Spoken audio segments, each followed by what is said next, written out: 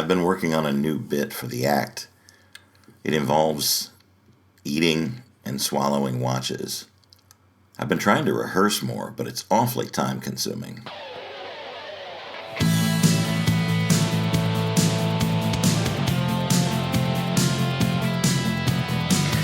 This is Across the Table, the podcast of Hannibal the Magician.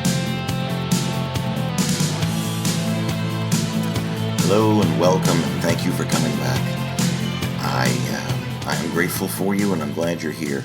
Hi, it's Hannibal, and it is currently early on a Sunday morning as I record this so that I can get some of my new thoughts out to you.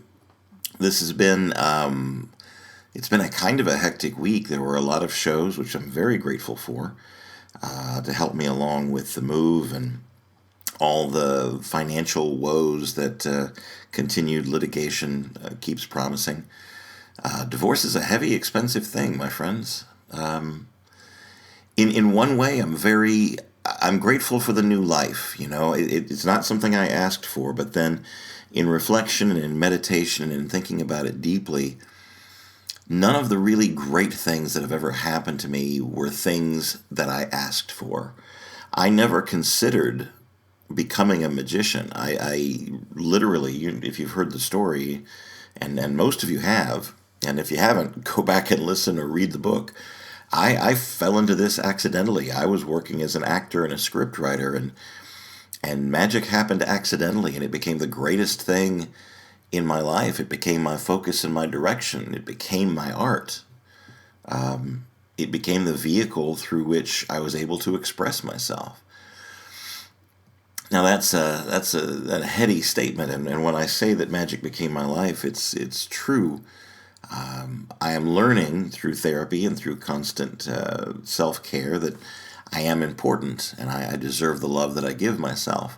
And I recognize that the ability that was put in my hands is the performance, the astonishment that I'm able to give through conjuring, through theatrical conjuring, let's put it that way, for those of you with more sensitive verbal capabilities. I know that words are really important, and I certainly don't want to offend anyone.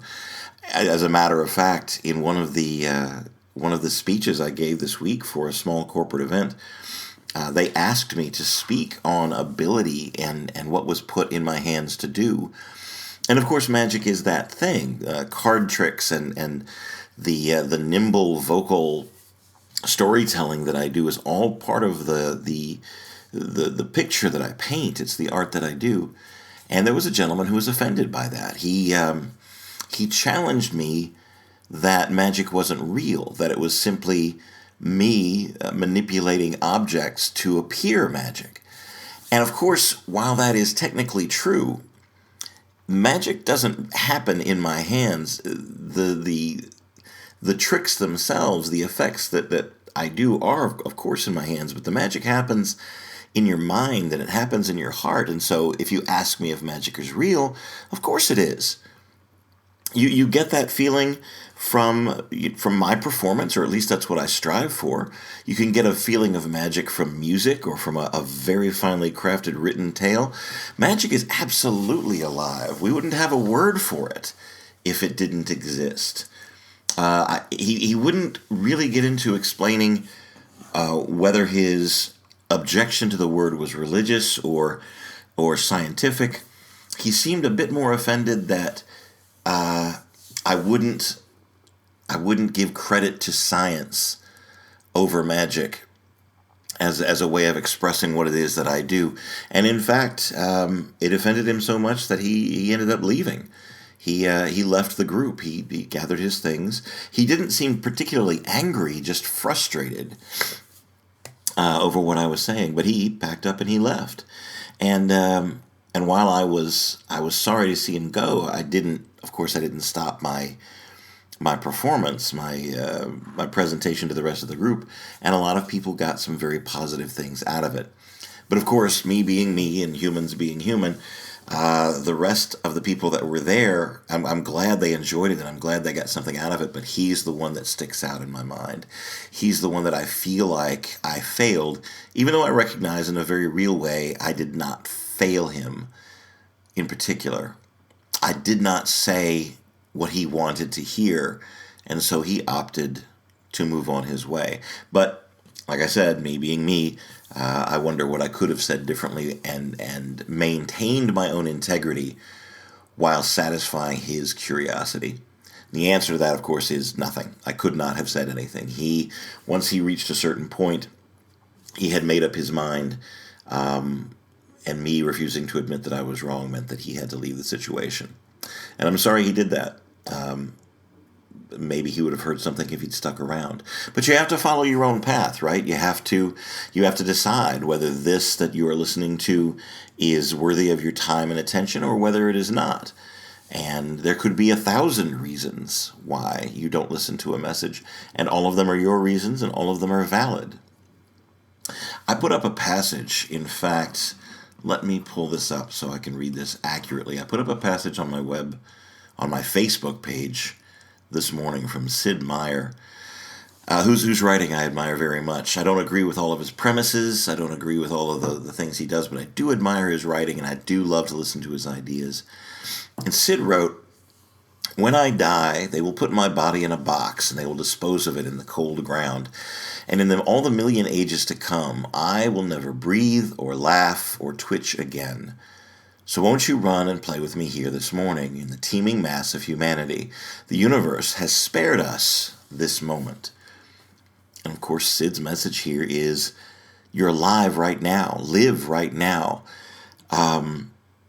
Please forgive me. I'm not trying to step on anyone's religious beliefs, and I'm certainly not trying to step on anybody's practices. But the philosophy behind this is, you are alive right now. Don't waste your time supplicating yourself or keeping yourself from actually living. Breathe the air, walk in the grass, get into the sunshine, drink the beverages, and live with your friends, and sing with your friends, and love, and all the things that make life wonderful, because life is the gift.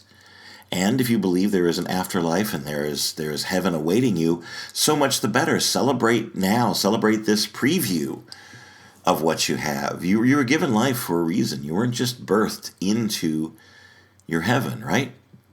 An old acquaintance left a message on Facebook, which he has since deleted, I guess. But his message was, and I wrote it down. Let me make sure I get this right. He said, "Man, I'm glad that I don't have this outlook on life and having to live for right now. I am living for heaven, and Jesus is the reason for this season." And Andrew, I can't disagree. I admire you living for Jesus and everything else, but Jesus himself said, "Live in the now, live for today." Yes, you are storing up treasures in heaven, and that's what he believed, and that's what he preached. But that doesn't mean you should not live for this moment. If you substitute the word God for universe, and please, Sid, forgive me for substituting in your writing, God has spared us this moment. He has given us this time on this miraculous planet, flying through space at millions of miles, and I don't know the science, I'm sorry, at a very vast speed, blindly. We are simply along for the ride on this thing. And we're alive, and we're breathing, and we're awake. Run and play and get in with humanity, and Andrew, don't look down your nose at other people that don't have the same philosophy as you. It's so easy to stand up on high and say, I have all the answers, and I know exactly what's right, but that's not loving. I won't tell you what to say, and I won't tell you how to live. But how much better to reach out with hands and embraces and actual love, rather than simply saying, "Oh, my way is better, you're wrong." And I guess all that's to say, hey, my way is better, you're wrong. I am a human hypocrite, and I recognize that in myself. It's part of the human condition. It's what we do. It's who we are. It's part of the gloriousness that is us. I'm glad to be alive. There was a time when I wasn't, and I can look back on the pain of all those things, and I could see where my head was. And I came through all of that. And I came through all of that by reaching out beyond what I can understand and admitting to myself that I simply don't know. I have beliefs that I was brought up with as a child, and as a teenager I was fairly rabid in those beliefs, and on into my 20s. But through having a family and raising children and seeing the world and talking to people from all over and seeing our similarities and our differences, I can see in the world around me, I can see creation. I can see that things were planned. I can see that we live on a delicate balance. But I'm also, in my mind, knowing that, yeah, it could have happened by accident. It could just be the illusion of the humanity that I'm looking through my own eyes and wanting to see the design and the art and the creation, because I have a heart for art. And also, I may be very colored by the spiritualism that let me down. All of the people that were in my church and all of my spiritual Christian brothers and sisters who embraced me as a family man and as the husband and as the father and as all the things that I lived in my former life, completely turned their backs on me when it seemed that I slipped out of that role.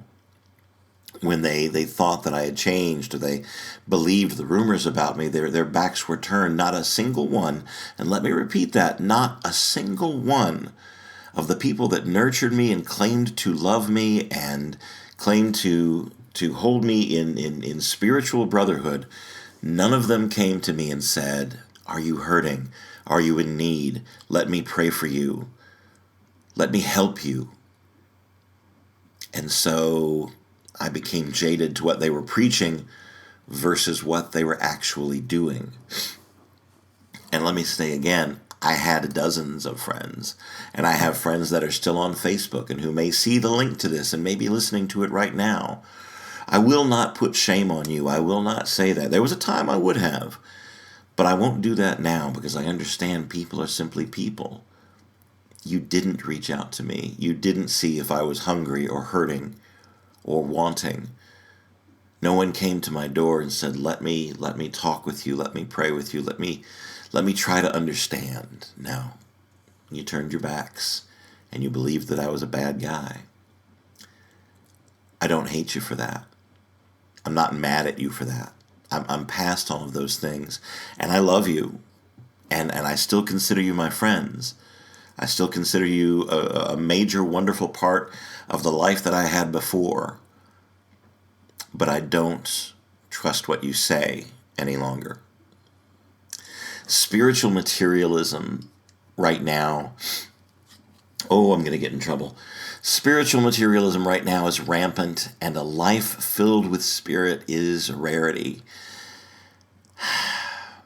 I don't care how many crystals you have, how vegan your food is, or whether Venus is in Jupiter since the last time you blamed all of your problems on the moon. If the way you carry and express yourself, let me rephrase that. If the way we carry and express ourselves condemns others while lifting ourselves, then we are as off target as the people we're condemning. I love myself, and I take care of myself, and I'm doing my damnedest to not look down on anyone, to try to uplift even those whose dichotomies and ideologies I don't agree with. I drink with the thinkers and I smoke with preachers, and I've never met a good man that believed he had all the answers. Let your personality be your greatest work of art, and let your actions weave a thread of unity. Laugh at the angry voices in your head and befriend your ego before you listen to the bullshit that tells you to destroy it. Your ego was put in you for a reason, and it keeps you alive, and it keeps you striving to do better and wanting more and better for yourself, not in materialistic things, but in a quality of life, in a more connection with the world around you. That's where wealth lies. in love and friendship, and realizing that you deserve love and friendship and affection and a human touch is well worth feeding and uplifting your own ego that says, yes, I deserve these things, and I will give of myself. I will give of my own love and affection and caring and kindness that I might be open to receive it from others. Listening to people tell you that you need to destroy your ego, that you need to completely humble yourself. And don't get me wrong, there is a certain level of humbleness you need to maintain so that you don't become an asshole. But saying you have to kill the ego completely is a McDonald's spirituality. Even trying to get rid of the ego means you want to avoid this and move towards that, creating the same inner conflict that you're trying to avoid. Inner silence and enviable peace doesn't come from the avoidance of life as it is. It comes from moving as deeply into life as you can. The only way out is in, and the only way beyond is to go through it. You have to go through not only the happiness and the celebration and the here's what life is, but also the pains and the trials and the scars and the wounds and the fire. And the fire is forging the impurities out of you and leaving the pure silver behind. Now, I'm not going to sit here and tell you that I have all the answers or even, even some of the answers. I'm wandering through this as lost as you are, because I'll step right up and tell you I just don't know. I have tried religion. I have tried spirituality. I have examined the worship of a greater being than myself, and part of that sticks. And I still look around, and I still look up, and I still open myself to that feeling. And some of my best friends are very spiritual people and are dedicated to their relationship with the Almighty. And even if the Almighty is the universe or Yahweh or the God of Abraham, or so on and so on and so forth. If that brings you comfort, if that brings you happiness, if it allows you to go out and live and love and lift up your fellow man, so be it. Do the thing, man. Get on your knees and go to your churches and go to your synagogues and go to your temples and pray in the streets and pray in your closet and whatever it is. But if the end result is kindness and love and uplifting, it's a good thing. It's an awesome thing. And man, I hope you're right. I hope you're right, and I hope you're rewarded for your journey. But at the same time, I'm going to caution you about living for the reward, about doing good things simply because you're promised something at the end of the journey. Do the good things because this is the journey, and happiness is the road, and giving and being kind and being loving and giving as much love as you possibly can is a reward all on itself. It's the very act of loving someone else or giving someone something that they need at a time when they need it is the reward in itself. There's no feeling in the world like it. It's magic, if I can go so far as to say that. And boy, am I getting heavy today. I'm sorry, that's not the direction I went off on, or I was intending to go off on, but I am a profound believer in following your heart and following your own words and doing or saying what is on your mind at the time. And this is what's on my mind at the time. It's 9:50 a.m. on Superbowl Sunday. And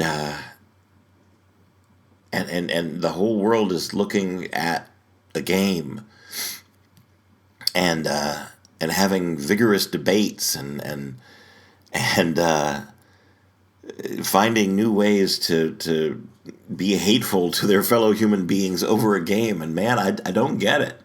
I mean, Star Wars versus Star Trek, I can understand that. I can understand, those people.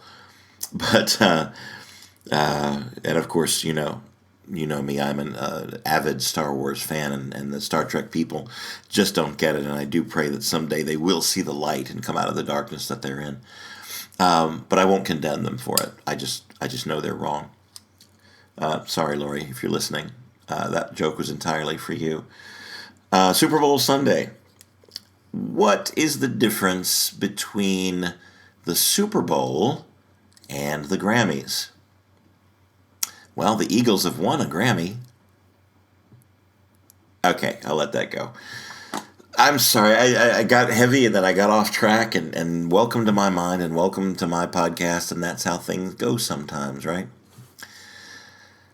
My whole thing is, love is its own reward, and kindness is its own reward, and I cannot begin to tell you why we were put here. I can't give you a purpose in life. I can't say we were made to do this to uplift the kingdom of heaven and to promote the face of God and the glory of God. And holy cow, doesn't that lead to wars and invisible lines and people stepping over invisible lines and offending someone simply from the belief that the love they feel is greater than the love that other people feel? It's ridiculous. I don't know exactly where along the lines of ideology I fall along. I have very specific feelings about all the debates and all the things that say, yes, you're a conservative, or yes, you're a liberal, or you're a Democrat, or you're a Republican. And those views fall vastly on opposite sides of the fence sometimes. I'm very conservative about some of my views, and I'm intensely liberal about some of my other views, and I guess I'm just Hannibal. I'm just me. And you know what? You're just you. You don't have to. If in your core you don't quite believe what you're being preached at, that's okay. Examine yourself. Examine what you do believe and go with that. And it's valid and it's legitimate and it's okay, right as long as it does not oppress or hurt or push somebody else down. One of my very conservative friends, and God love him, he's a gentle and a kind human being. He is a loving husband and father, and I admire him for some of the things he does. But he made a statement the other day that anyone illegal in the country ought to be forced out. They ought to be bussed up and taken on the other side of the border and dumped off, even if they were children of illegal immigrants, the so-called dreamers, the ones that are here trying to make a better life for themselves and actually going through the process of trying to become American citizens, and suddenly the rules were changed on them, and they could not reach the freedom they were striving for. And his response to that was, oh, well, that's the law. Pack them up and send them off. And dear friend, dear loving human Christian magician dude, guy that I know you are, these are not illegals. Human beings are not illegals. They are human beings. And they are hungry. And they are hungry for freedom. And they are hungry for love. And they are hungry for affection. And the invisible line is invisible because you cannot see it. This is my country because the line is right here, and I'm going to put up a wall on this line. And if there are oppressed people, oppressed, repressed, hurting people whose lives have been devastated, they can't cross this line to come into our so-called golden streets through our so-called golden door. That's not love. That's sin. If there is sin, and if there is that dirty, nasty, dark word, sin, oppressing another human being or keeping them apart from you, then that's what it is. Hurting someone else on purpose, or denying them the opportunity of freedom, love, affection, a better life for themselves in whatever form that takes. That is where the sin lies. Why not light the candle? Rather than embracing the darkness and saying, this is the law and this is the way it is and you have to leave, why not look for a better solution? Why not take it upon yourself to look for better ways? All together. We're all here together. We have a criminally short time on this existence, on this planet. And whatever you believe and what lies after, all we own is this moment. So maybe we have one less mega church, Maybe instead we open up a mega shelter. Maybe we open up the buildings that are standing empty and use the funds that we have for the lasers in our church and the new amplifiers for our church band. Maybe we take that money and we feed the poor and we clothe the homeless or give them shelters or improve the mental health of this country or look into ways of improving that. I don't know. I don't have the answers, but missiles are expensive. But missiles are more expensive than food. And if we had a few less missiles and a few better plans for feeding people, maybe we wouldn't need the missiles in the first place.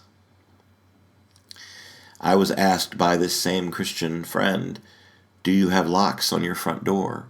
And if you do have locks on your front door, then everything you say about the wall and the immigration problem is completely invalid because you are trying to keep people out. And he's right. So I don't lock my doors anymore. If I'm going to live on faith, I'm going to live on faith. I'm going to live on not a God who protects me, though I suspect that may be the case. I don't know. There's my mantra. I don't know. But simply in an effort to not live in fear. Because fear builds walls. Fear flies planes into buildings. Fear oppresses. Fear looks down from its lofty height and says, you are wrong and you are going to burn. Love says, here I am. Love says, let's do this together. Love says, I don't understand and I don't know and I don't get who you are or why you do the things you do, but I'm going to love you anyway because you're human and you're living in the same time that I am and in the same place that I am. And life is beautiful and vital and painful and tough, but it's good. It's so good and it's such a present and it's such a gift. So let's dance and let's sing badly. Let's sing loudly and badly. Let's pick up instruments we don't know how to use and become the Ramones. I am such an idiot sometimes. But I love you and I believe in you. And I know that you in your own way can change the world a little bit better today. It's Super Bowl Sunday, and I don't care. I haven't had cable TV in months and months. I had it in my mind to go someplace or to find a party where people were watching it, but I wasn't invited anywhere. And I have packing to do, and I have people to reach out to and people to love and my own work to do. No spoilers. Whatever today brings for you, and I know by the time you hear this, Super Bowl Sunday will have come and gone, and there will be a new champion of American football. And congratulations, whoever you are. I hope your team won, and I hope it brought you happiness.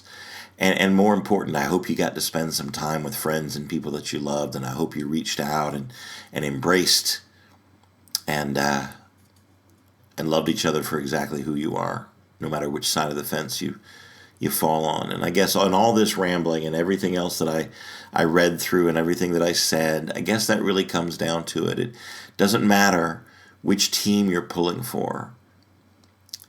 In the big picture, we're all human. We are all little creatures of love. We have a very short time, and we ought to spend it loving and uplifting each other. I sincerely hope and pray that no matter who you are, no matter what you believe, no matter what your station or position or political outlook or ideology is, no matter who you are, I hope that there is love where you are.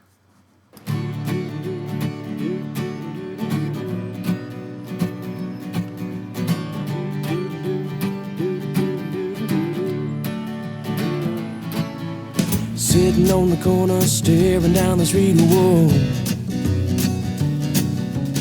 making funny faces at the people we don't meet. Whoa, whoa, holding out our pockets for all the world to see. Whoa, singing our old songs, busking you and me. Whoa, whoa, whoa. It's funny how they always seem to wanna get away from you. Just throw a little money and say, hey man, now do just what you do. You sing a little anthem and answer, hey man, I am. Just a little more dough and I'll show you where I stand. And that's the plan, ain't life grand? Raking in the quarters, nickels, and the dimes of woe. Just breathing and dreaming and passing by the time of woe. Whoa, thinking of the past and what we live for, then whoa. And where we're living now, our worries in the winter, whoa, whoa, whoa. It's funny how she always seems to wanna get away from you. She calls you honey in the jar, but when she's out, you're glue. Lord, it's true. You put your axe up in the case and then you ease her making haste for the dough. Then you bust into the corner, get your busking all in order for the show. On the road, here we go.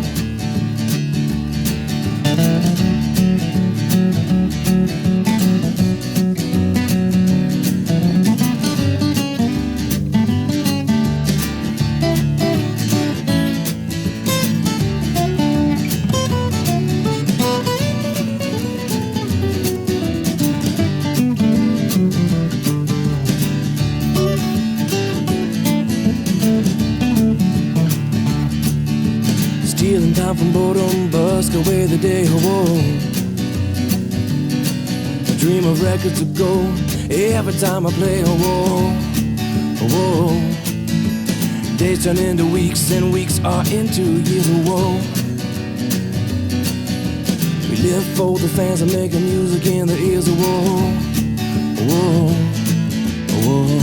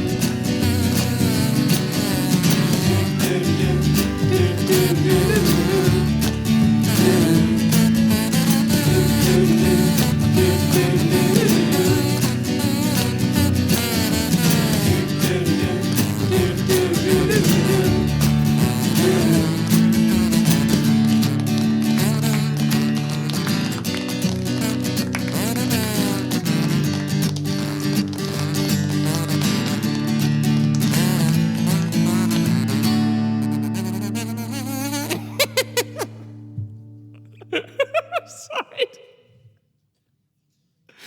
Oh, it's so ridiculous. Okay. No, I think I'm good. I do wish we could chat longer, but I'm having an old friend for dinner. Bye.